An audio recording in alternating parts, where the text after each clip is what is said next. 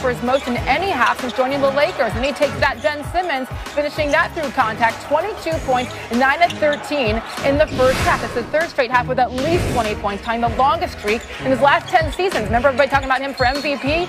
That's why. How about this? Embiid goes up for the dunk. LeBron, you see the contact? And Embiid, that's a big man falling hard to the floor. He is in some pain. LeBron speaking with the referee over his role in the fall. We've seen LeBron do that a time or two. He'd get up, he'd be okay, but here's what Embiid had to say after. You look at it, that's a very dangerous play. And I guarantee you that if it was me, I would have probably been ejected. Well, he stayed in the game. Embiid would keep going, too. Get some space here to knock down the three. There you go.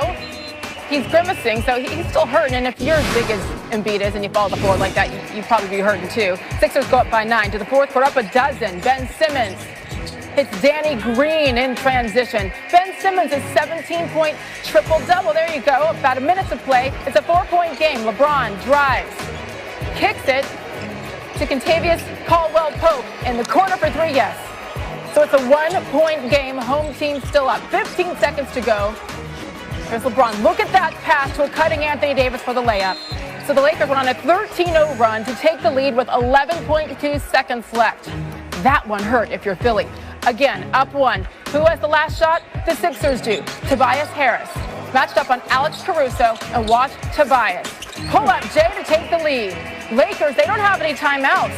Davis gets the inbounds, and he throws up a half-court shot here. I mean, he tries. Not much else he could do there. Good D by the Sixers. They win by 1. Embiid had 28 and 6. LeBron 34, 6 and 6. What a battle it was. Here's Doc Rivers after. They showed at the end of the game like champions. You know, it's hard to kill them. Like, they just keep coming back. They keep believing. They kept making shots. It says that we're a good team. But for me, it says that we're really good, but we still have a lot of work still. It's a really good team that they put together. Give a lot of credit to Ellen Brand and the things that they're doing here. Obviously Doc has always won pretty much wherever he's been, and he got to play some really good basketball. So, we see as the season goes on, there's going to be a lot of teams in the Eastern Conference that's going to play championship basketball down the stretch. I know they believe that they're one of those teams.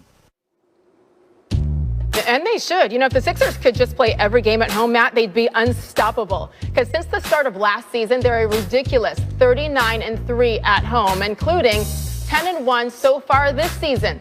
That win, by the way, again, it's a big one. It also snapped the Lakers' streak of 10 straight road wins to start the season, and that was a franchise record for the Lakers. Let's now welcome in NBA champion Matt Barnes, who also, you guys know this at home, he played 14 seasons in the NBA, and yes, 2 with Doc Rivers as your Clippers head coach. Matt, thanks for joining us here in SportsCenter. Good to have you. Thanks for waking up so early. I know you're out west. Let's talk specifically about Doc. Why is he having so much success really immediately with Ben Simmons, with Joel Embiid, and this entire Sixers team?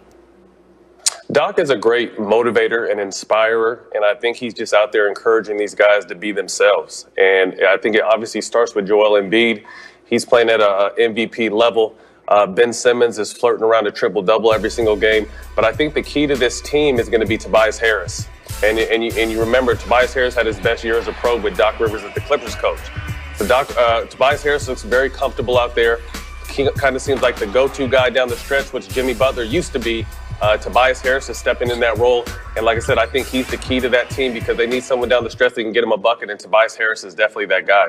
Yeah, you hear everybody saying Embiid and Simmons, but you say Tobias Harris. With the win last night, Matt, Philly now officially has the best record in the Eastern Conference after winning 7 of their last 8. What do you think? How do you think this plays out? You got Milwaukee and Giannis, of course, and the big 3 in Brooklyn starting to gel a little bit. How does this play out in the long run? I think it's going to be competitive. We're still, a month and a half into the season. There's still a lot of season to play, but I love what I'm seeing from there. Just hoping with Philly that Embiid can stay healthy. When he fell yesterday, I felt that out in LA.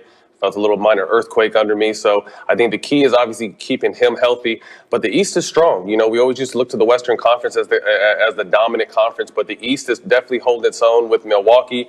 And then look out for Brooklyn. I think Brooklyn's starting to slowly but surely gel on the offensive end, still have some holes on the defensive end, but it's going to be fun coming down the stretch in the Eastern Conference. And we're just getting going talking Brooklyn Nets with you, Matt. I know you're coming back later on SportsCenter for more on that. Matt Barnes and his beautiful two twin boys kind of joining us right behind you. We love them. Tell them hi, Matt. Thank you. See you in a little bit. Ron, what do you see as the primary reason that Philly was able to build the double-digit leads sort of, once a quarter almost that you guys had to kind of dig your way out of? It was a game of rust for them. The first quarter we put them to the free throw line way too much. I believe they had 12 free throw attempts at the end of the first quarter, something like that. And B probably may have like 8 of those. And it allowed them to get their defense set, neutralized us being able to get stops to get out on the break. So we had to do a better job of that.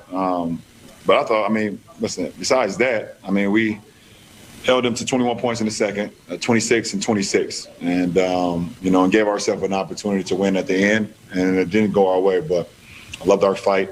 But you got to do a better job with keeping our hands out of the cookie jar, especially with a guy like Embiid who has, Harden-like, magic as far as the swipe moves and things of that nature. Up until that final run there, the shots weren't going down. That's happened a couple times on this trip. Have you seen anything different, or is it sort of make-miss in the way that you guys are getting shots and then converting from the perimeter? I think we got some great looks. We play the same way every game. It's not like we change our approach, our shooters kind of struggle tonight, obviously. We need, to open up the perimeter a lot more, but we got some great shots. Didn't make them. Wow. Hey, LeBron, that closing lineup you guys had tonight, a lot of teams, even dating back to last postseason, has struggled when you and AD are with 3 other perimeter players. Do you feel like that lineup they had tonight is a little bit of a ace in the hole that you guys have to really match up well with anybody? Well, it's always good to know that you can go down the stretch and go to AD at the 5 and me at kind of like that point forward, and then surround us with guards and shooters. And defenders if need be. We have a lot of minutes as far as with AD at the 5 and me kind of playing the 4 on defense and playing the point on the offensive end. So it was a good lineup for us. And then also having KCP out there with AC and Dennis, it just give us a lot of dimension, both offensively and defensively.